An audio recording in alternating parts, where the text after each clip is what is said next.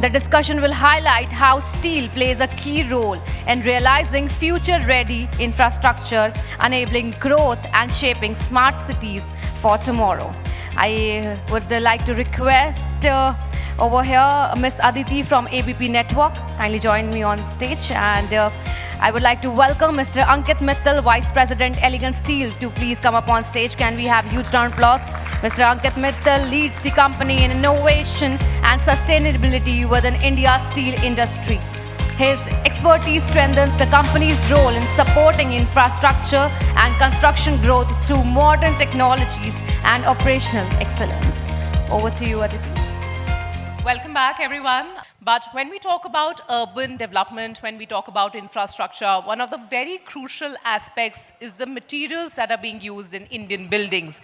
And as we speak about how India is urbanizing, there's rapid urbanization, it is very essential to kind of see and evaluate how safe is the future of Indian infrastructure.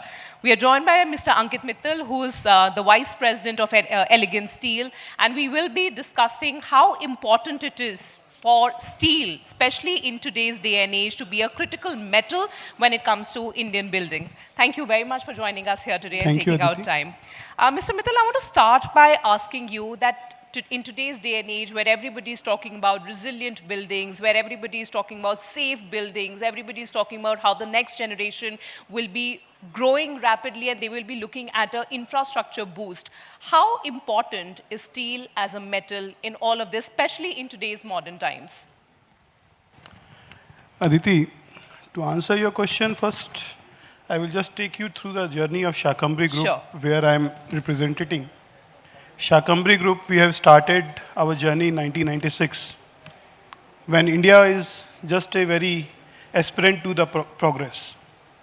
And steel being the core sector of the progress in any infrastructure, because infrastructure is the backbone of any development. And steel is core of that. So we choose steel as our business to build wealth for the nation, to build community in the nation. Going forward, we seen that there are certain industries which are going sick, which are going shut down in the steel sector itself. So our management took the route to reviving them. And today, Shakambri Group, owning 5 integrated steel plants in West Bengal, making a crude production of around 1 million ton, more than 1 million ton right now, 1.2 million ton we are doing. And including iron, steel, ferroalloys, we are doing 3 million tons per annum. And these 5 industries which we are running, all are the 6 units which we have brought back from NCLT, which are the shutdown. So it was a wealth of the nation which has been brought back into motion. And we just not restarted them. We, through backward-forward integration, with the inclusion of technology, upgradation, we make them a world-class steel plant. Today, Shakambri Group is operating a steel plant named Shakambri Ispat and Power Limited in Purulia district of West Bengal, which is an integrated steel plant with a Green Pro certified certification. Why I told you this? Because when you are asking about sustainable growth, then it comes the green vision. What our Honorable Prime Minister is saying, that 2070 India should be carbon free. So these are the little steps industry have to take. Now sustainable building resilience, it comes from steel. Steel is synonymous to resilience. So when we are building any infrastructure, any road, any bridges, buildings, steel plays a major role.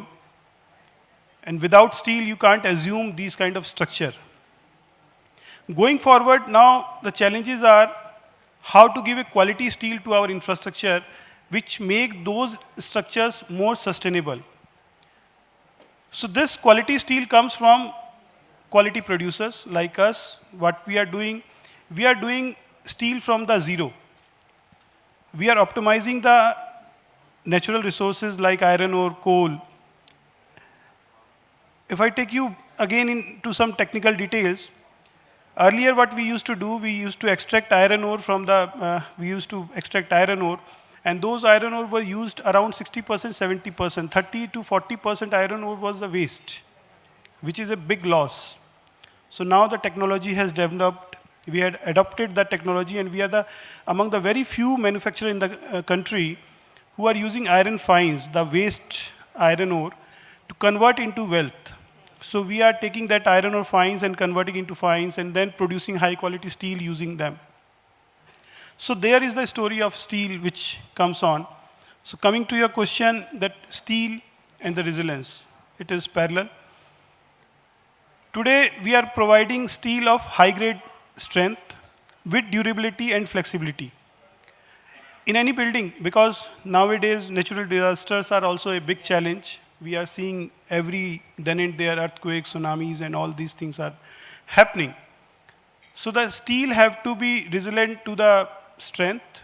It have to be resistant to the impact by any kind of natural disaster. So this kind of steel is required. And today, yes, the country is producing. India is producing a high quality steel. And I can say whatever quality of steel which is getting imported, in respect to especially in construction steel, India is producing far better steel than that. Only thing is that we need to adopt. Now the policymakers and the construction companies also have to come forward and adopt the different variety of steel which is available in the market. Maximum contractors or the real estate builders, they are still stick to the conventional steel, the one particular grade of the steel which is available. Nowadays, our BIS has approved, Ministry of Steel has given lot of concern to whole variety of steel, including low alloy steel, CRS steel. So these kind of steel is required to built in with the infrastructure, modern infrastructure, to give it more sustainability. Right.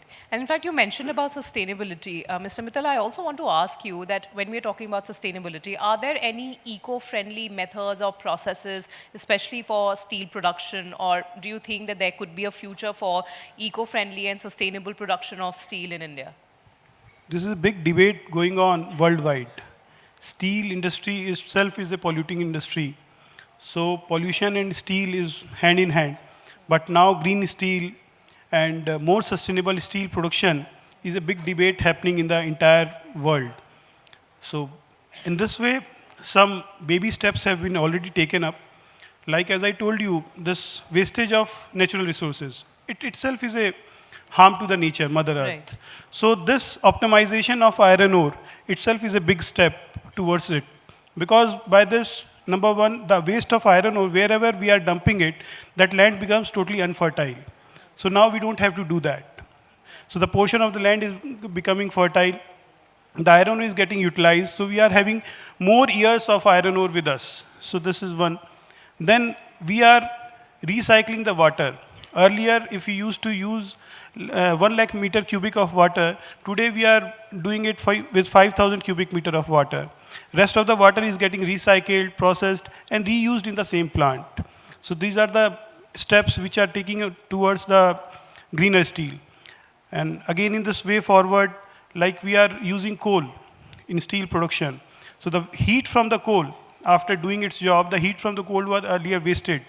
Now that heat is going converted into power. So that is again neither making pollution, even generating wealth for the nation. And Mr. Mittal, you said that these are just baby steps that your organization is taking. But do you feel that there are huge loopholes or gaps as far as the functioning of the entire steel industry in India is concerned? It is not actually loophole. It is about the technology advancement.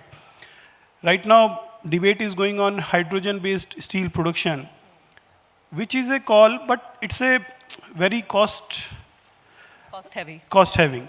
So right now it is not adaptive.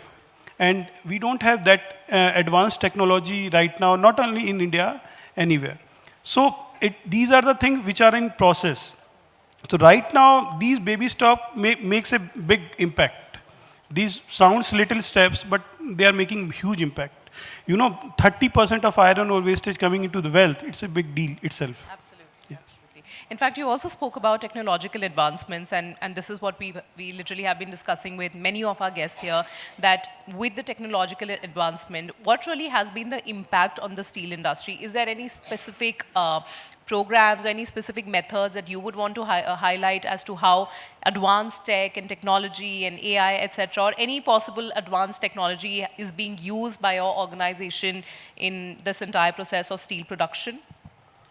AI is still about to come in steel manufacturing as of now. But yes, automation have taken its role into steel manufacturing. Earlier, the manpower or the human involvement is more or less avoided. So if we start the chain, if we start the production from the beginning, from the iron ore, so each and everything is auto-aligned. It is totally PLC controlled. Either it is testing, either it is production line, production control. So everything is auto-inlined. So it is more about technology is coming into, but AI is still about to come into the manufacturing. All right. Mr. Mittal, also now we keep on seeing that rapid urbanization, there is going to be a boom in urban infrastructure in the coming years. We're already started on that journey. But how difficult is it? Because the question that comes to everyone's mind is, do we have enough resources to match up to the urbanization or the large-scale infrastructure growth that the country is witnessing? Do you feel that in terms of demand and supply, and I specifically talk about steel, is steel capable enough of matching those requirements which currently are, expanding and diversing, and we assume that in the years to come it will even grow more?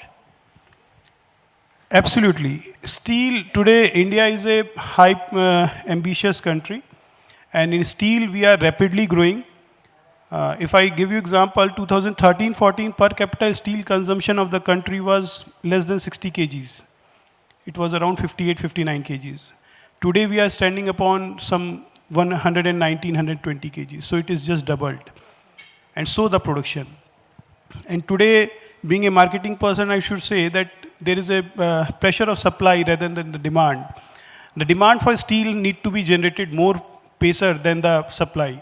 The production is going more pacer than the demand in the steel. The infrastructure development need to be more faster in the country. See, the highways, as our minister said, he is doing a brilliant job, there is no doubt in that. But still there are constraints which are out of his control, like something land acquisitions are there, which are under the different state controls, local government bodies control. So these are the obstacles which are facing by the infrastructure development. You can see, if we go into West Bengal, there are many projects which are lingered on because of land issues, because of some local issues. So these kind of issues are there in each and every part of the country, which slow down the infrastructure development. So in respect of steel, yes, we all together as an industry, we are capable of supplying any quantity of steel required by the nation. And even India can eye for a good export market also. It is majorly, there are few major producers of the steel in the country. They are not eyeing that much to the export market. The reasons are good known to them, maybe good pricing in the domestic market. But India is a good hope of export. And if we start, and definitely we are also doing, we are having very minimum portion of exports in our sales, like we are doing export to neighboring countries, Nepal, Bangladesh and all. But if government initiates some policies, some incentives to the export, so definitely India can do big business of steel in export also, and definitely for domestic demand, there is no chance of getting shot back.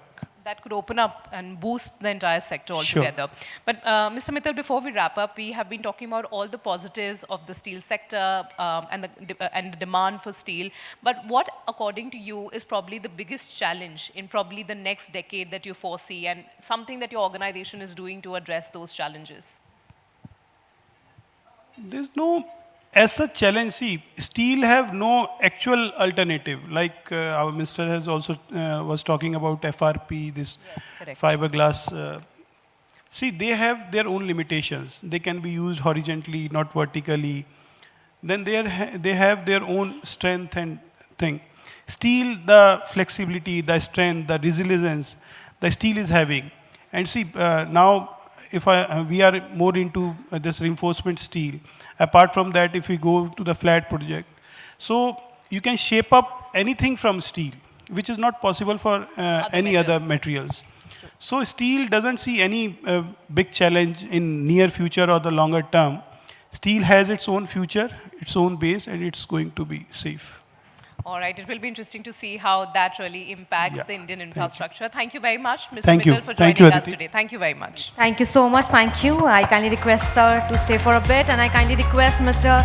Samvrit Bhattacharya, National Sales Director, ABP Network, to please come up on stage and felicitate our guest.